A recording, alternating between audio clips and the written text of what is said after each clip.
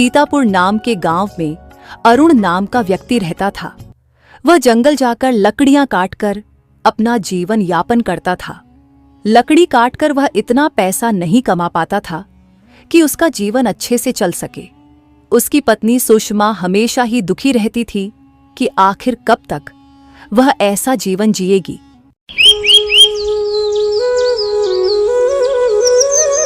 आप आ गए जी। कितने की लकड़ियों की बिक्री हुई? आज जंगल में लकड़ियां बहुत कम मिली।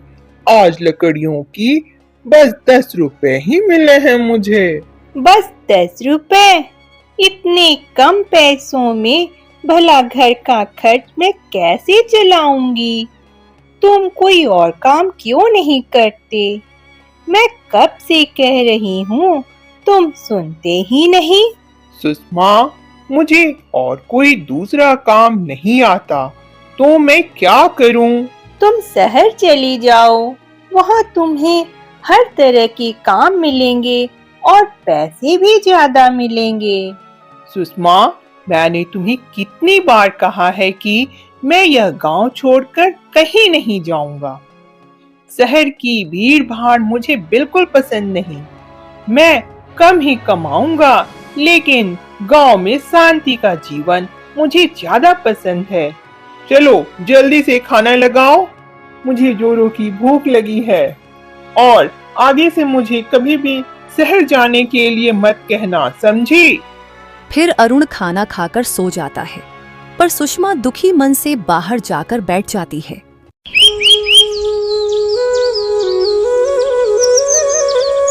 सुबह होने पर अरुण घर से कुल्हाड़ी लेकर निकलता है। फिर जंगल जाकर लकड़ियां काटता है। आज मैं जंगल से ज्यादा लकड़ियां काट कर लेकर आऊंगा, ताकि सुषमा को मुझसे शिकायत न रहे। अरुण लकड़ी का गट्ठर बना लेता है और बेचने के लिए चला जाता है। कितनी देर से खड़ा हूँ, कोई भी जलावन की लकड़ियां खरीदने नहीं आया। क्या करूं? क्या मैं इन लकड़ियों को वापस घर लेकर जाऊं? नहीं, अगर पैसे लेकर घर नहीं गया तो सुषमा तो नाराज हो जाएगी। अरे ओ भली मानुष, जरा इधर सुनना। क्या तुम मुझे ये लकड़ियां दे सकते हो? हाँ हाँ, क्यों नहीं, मैं तो इसे बेचने के लिए ही तो लाया हूँ। आप खरीद लीजिए। कितने की बेचोगे ये लकड़ियां? इन लकड़ियों की कीमत तो 20 रुपए है। 20 रुपए तो बहुत ज्यादा कीमत है। मैं तुम्हें इन लकड़ियों के 10 रुपए ही दे सकता हूँ। 10 रुपए तो बहुत कम है इन लकड़ियों के, पर मैं आज बहुत थक गया हूँ और कोई दूसरा खरीदार भी तो नहीं है। शास्त्री जी, मैं बहुत थक गया हूँ, भूख भी बहुत जोरों की लगी है।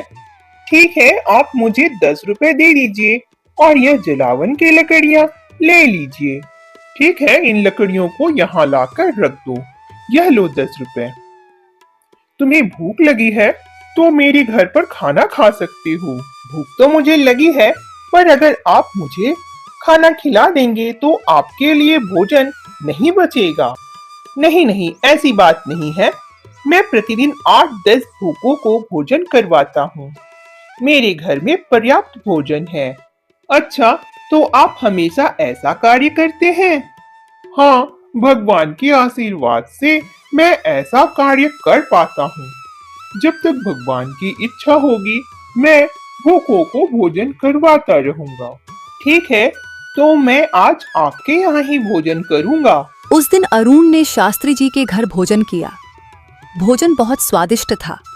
भोजन खाकर अरुण का मन तृप्त हो जाता है। भोजन करने के बाद अरुण शास्त्री जी से बोला, आप तो बहुत उदार दिल के इंसान हैं। मैं आपके इस नेक काम में आपकी मदद करना चाहता हूँ। अब से मैं अपनी लकड़ियाँ आधी कीमत पर आपको दूंगा, ठीक है? शास्त्री जी, अब मैं जाता हूँ। ठीक है, तुम अपने घर सकुशल जाना। अरुण लकड़ियां शास्त्री जी को देने के बाद अपने घर चला जाता है। घर पहुंचने पर अरुण की पत्नी अरुण से पूछती है, आज बड़ी देर कर दी घर आने में। क्या आज ज्यादा लकड़ियां मिल गई थी? आज ज्यादा पैसे कमा लिए क्या? लाइए दीजिए पैसे। अरे आज तो मैं ज्यादा पैसे नहीं कमा पाया। ये लो 10 रुपए। आज बाजार में लकड़ी खरीदने वाला कोई ग्राहक ही नहीं था। तभी गांव के ब्राह्मण शास्त्री जी ने मुझसे लकड़ियां खरीदनी चाही, पर उन्होंने मुझे लकड़ियों की आधी कीमत ही दी। पर वे दिल के बहुत अच्छे इंसान हैं। वे हर रोज भूखे 8-10 व्यक्तियों को अपने घर पर भोजन करवाते हैं। मैं भी आज उनके घर से भोजन करके आया हूँ और उनके इस नेक काम में मैं भी मदद करने का वादा करके आया हूँ। वे ब्राह्मण तो फिर धनी होंगे, तभी तो हर रोज भोजन करवाते हैं। तुम भला कैसे इस नेक काम में उनकी मदद करोगे? नहीं नहीं, ऐसी बात नहीं है। वे उतने धनी नहीं हैं जितना तुम सोच रही हो। बस वे दिल के बहुत अच्छे हैं, इसलिए ऐसा कर पाते हैं। वे तो एक छोटे से मंदिर के पुजारी हैं। उसी कमाई से भोजन करवाते हैं। बस और कोई दूसरा कमाई का जरिया नहीं है उनका। मैं तो जानना चाह रही थी कि तुम उनकी मदद कैसे करोगे। तुम तो इतना भी नहीं कमा पाते कि हम 2 समय का अच्छा भोजन भी कर सकें। फिर तुम उनके नेक काम में क्या ही मदद कर पाओगे? मैं तो बस उनकी इतनी ही मदद करने का वादा करके आया हूँ कि मैं उनको अपनी लकड़ियाँ आधी कीमत पर दूंगा। मैं अब से 2 गट्ठर लकड़ियों का बनाऊंगा। एक गट्ठर शास्त्री जी को दूंगा और दूसरी बाजार में बेच दूंगा। बस। अगर तुम्हें जंगल में काटने के लिए 2 गट्ठर लकड़ियाँ नहीं मिलेगी, तब तुम उन्हें कैसे दोगे? और अगर शास्त्री जी को आधी कीमत में लकड़ियाँ दे दोगे, तो घर का खर्च कैसे चलेगा? देखो सुषमा, मैंने उन्हें मदद करने का वादा किया है। भगवान का आशीर्वाद रहा तो मेरी इच्छा पूरी होगी। बाकी भगवान की मर्जी। मैंने उनके घर पर जो भोजन किया वह बहुत ही स्वादिष्ट था। फिर अरुण हर रोज लकड़ी काटता और शास्त्री जी से किए गई वादे के अनुसार हर रोज 10 रुपए में लकड़ी दे देता।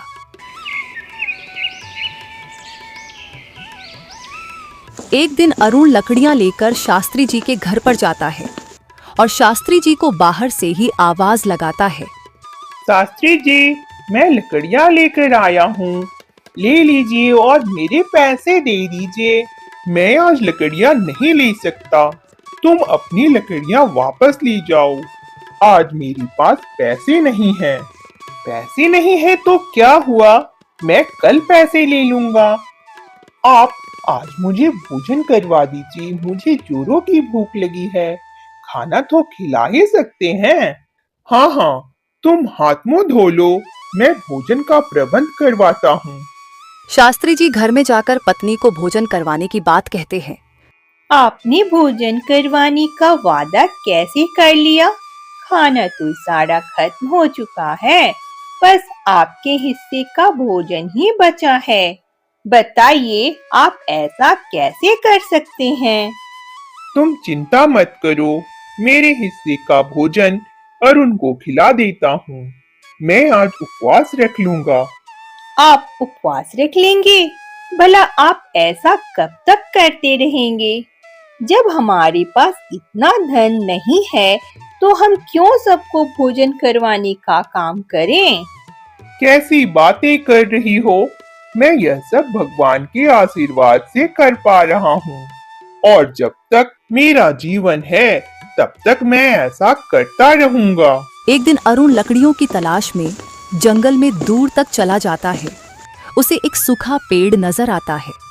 वह पेड़ बहुत बड़ा था। यह सूखा पेड़ तो बहुत बड़ा है। इसकी एक शाखा को काटकर ही मुझे पर्याप्त लकड़ी मिल जाएगी।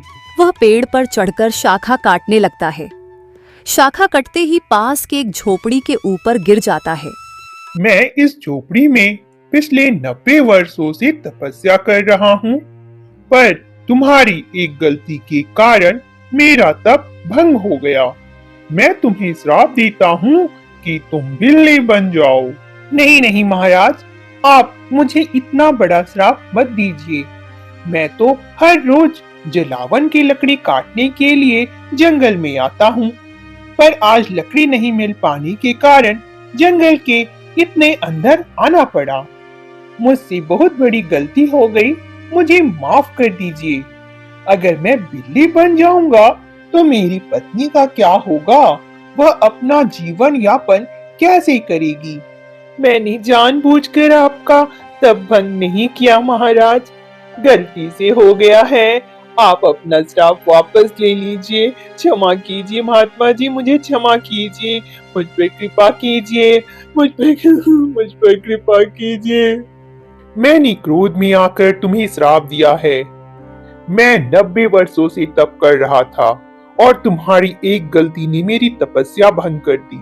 अब मैं अपना श्राप वापस नहीं ले सकता, पर तुम इस श्राप से मुक्त हो सकते हो।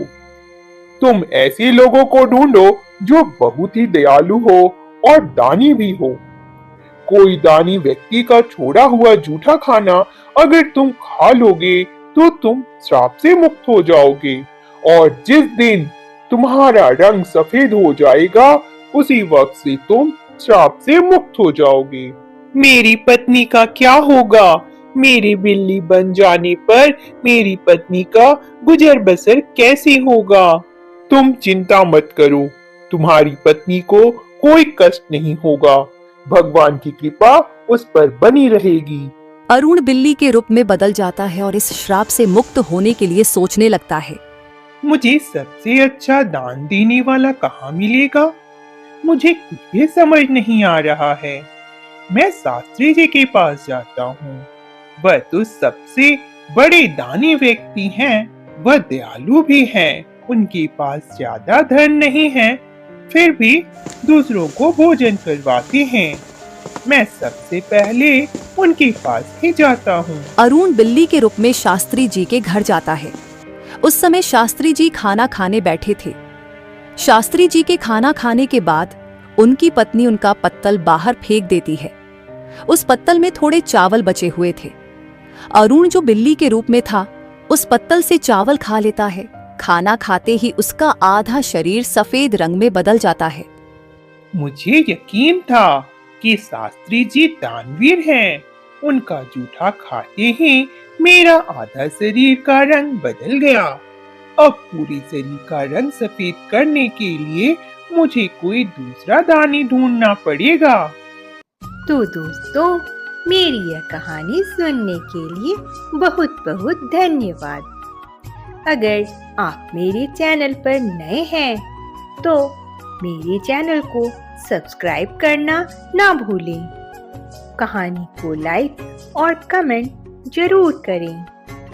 आपकी एक लाइक से मेरे चैनल को ग्रो करने में सपोर्ट मिलेगा।